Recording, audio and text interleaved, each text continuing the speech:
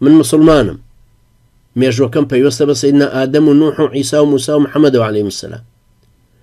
هەروەها بە مێژووی ئیماندارانەوە بە کاروانی شوێن کەوتوانی پێغەمبەرانی پێشەوا و سەلامی خوایان لێ مێژووی من تەنها بەوانەوە پەیوەستە و منیش بەوە سەربەرزم کە لە کاروانی ئەوانام یەکێک بم لەو مێژووە من پەیوەندیم بە هیچ مێژوویەکی ترەوە نییە مەگەر پەیوەندی واقعەکەی کە هاوبەشی نێوانی من و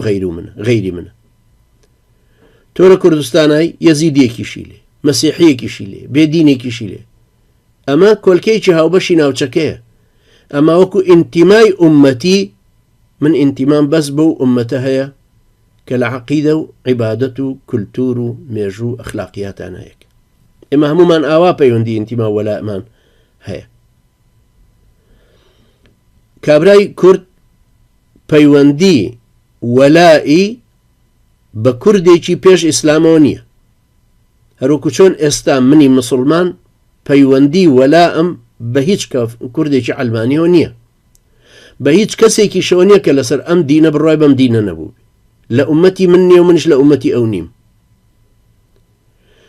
هەروەکو کابرای عەرەب پەیوەندی بە عەرەبی پێش ئیسلامەوە نەماوە کە مسلمان بۆ لە ئومەتەکەی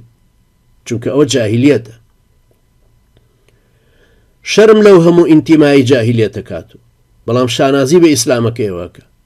بە ئیسلامەکە سەربەرزین ئەمە هەست و هەڵوێستی هەموو مسلمانێکی سەرزەمینە هیچ مسلمانێک نییە وانەبێ هیچ مسلمانێک نییە پەیوەندی برایەتی دینی هەستی ئینتیمای بە ئەهلی جاهیلیەتەوە هەبێ برایەتی لەگەڵ مسلمانانە ئەگرێ نەک لەگەڵ کافر و مشریک و ئەهلی جاهیلیەتە